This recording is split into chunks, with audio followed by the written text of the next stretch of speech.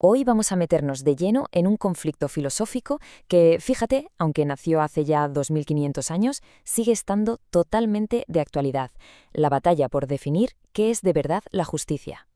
A ver, para empezar, una pregunta que nos pone directamente en el meollo del asunto.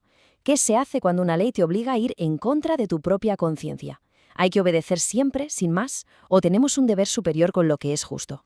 Y es que este dilema, claro, no es nada nuevo. Lo vimos en la historia reciente con ese gesto valiente de Rosa Parks, que prendió la mecha de toda una revolución por los derechos civiles.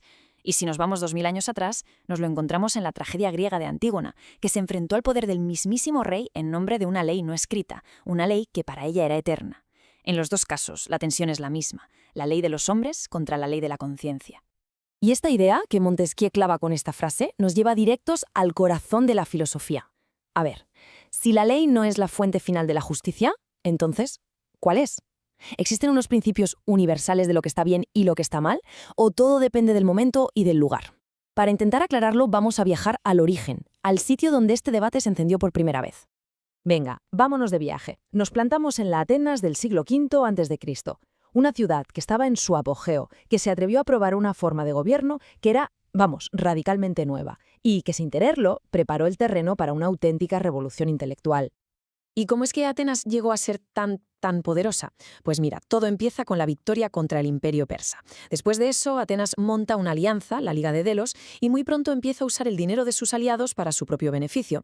Toda esa riqueza, con Pericles al mando, no solo sirvió para construir el Partenón, sino para financiar la propia democracia, pagando a los ciudadanos para que pudieran dejar de trabajar y dedicarse a la política. Y aquí, ojo, está el quid de la cuestión.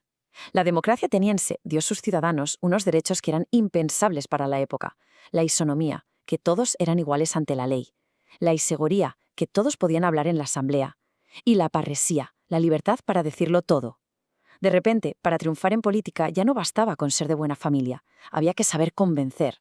El poder de la palabra se convirtió, de la noche a la mañana, en la herramienta más valiosa de la ciudad. Y claro, como siempre pasa, donde hay una demanda, pues aparece una oferta. A Atenas empezaron a llegar unos intelectuales nuevos, los primeros profesores profesionales de la historia, que ofrecían enseñar justo eso, el arte de la persuasión. Eran los sofistas.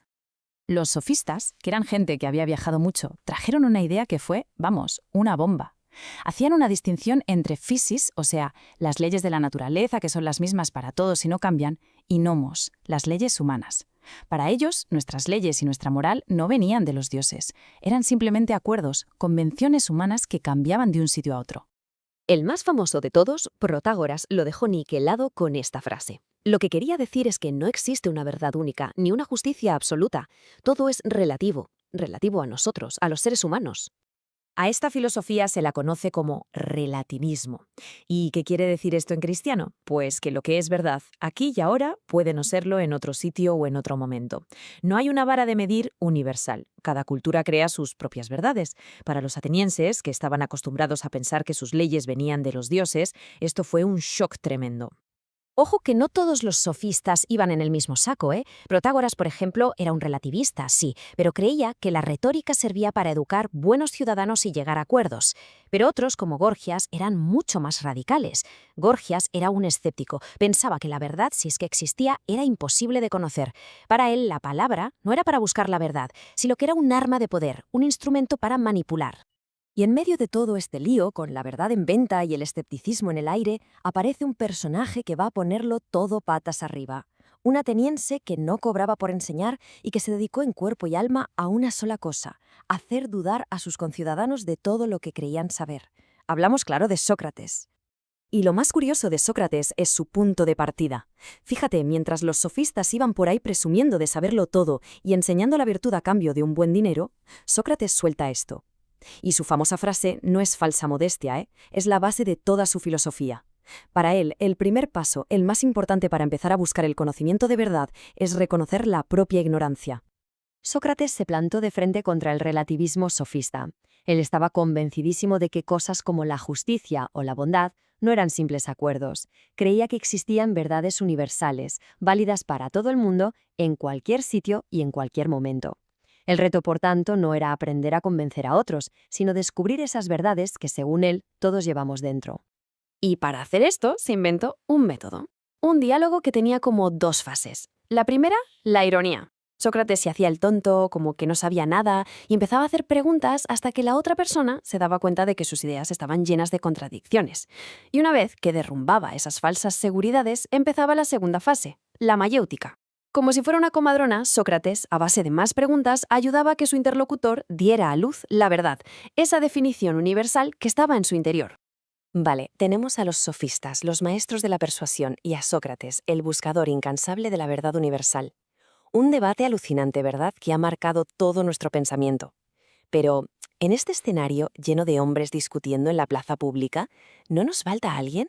¿De quién no estamos oyendo ni pío? Pues vamos a recuperar a una figura que es absolutamente clave. Una mente prodigiosa que influyó en todos ellos, pero que la historia, convenientemente, ha intentado esconder debajo de la alfombra, Aspasia de Mileto. Para darnos cuenta de lo increíble que fue Aspasia, primero hay que entender el percal. En la supuestamente democrática Atenas, las mujeres estaban borradas de la vida pública. No eran ciudadanas. Su sitio era el oikos, la casa, y su trabajo, tener hijos y administrar el hogar. No tenían ni voz, ni voto, ni educación. Eran, básicamente, invisibles. Y en medio de todo esto, ¡boom!, aparece Aspasia. Era extranjera, de Mileto, y eso le daba algo de libertad, pero también la dejaba fuera de la sociedad.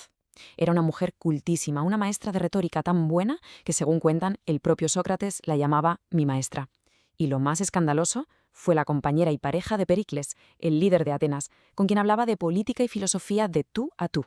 Entonces, a ver, si era tan influyente, ¿por qué suena tan poco su nombre? Pues esta cita de Humberto Eco da, vamos, en toda la diana. La historia de la filosofía, que ha sido escrita casi solo por hombres, ha tendido a silenciar a las mujeres, muchas veces después de quedarse con sus ideas sin darles ningún crédito. Aspasia es el símbolo de todas esas pensadoras olvidadas. Y todo esto, claro, nos trae de vuelta a hoy. La historia de Aspasia nos obliga a hacernos una pregunta muy seria. Más allá de los debates oficiales y las grandes figuras, ¿qué voces, qué puntos de vista estamos ignorando ahora mismo? 2500 años después de que Antígona, Sócrates y Aspasia desafiaran el sistema, la lucha por una justicia que de verdad nos incluya a todos sigue.